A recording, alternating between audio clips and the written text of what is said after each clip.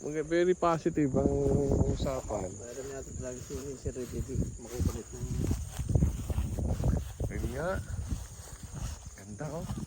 Kung dati sa karatan ng tawag namin. Yung palapogras. Puro. Parang nung una itong inalok sa akin gayon. Oo. Dahil ang mga tao pa gayon eh.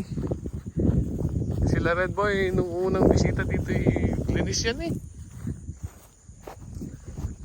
Ito maganda sana eh. Kumukugo na yung mapapalago.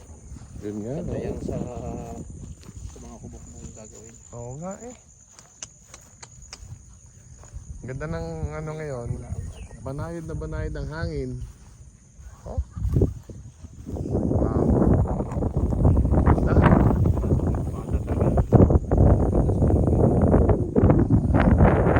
Maganda itong akin at malapad ang... Ito na pinakamaganda sa mga pusta rin. Ano?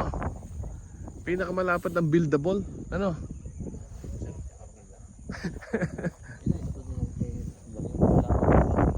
Ano nga?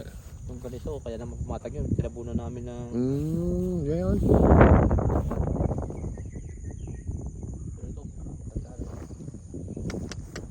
Kaswerte.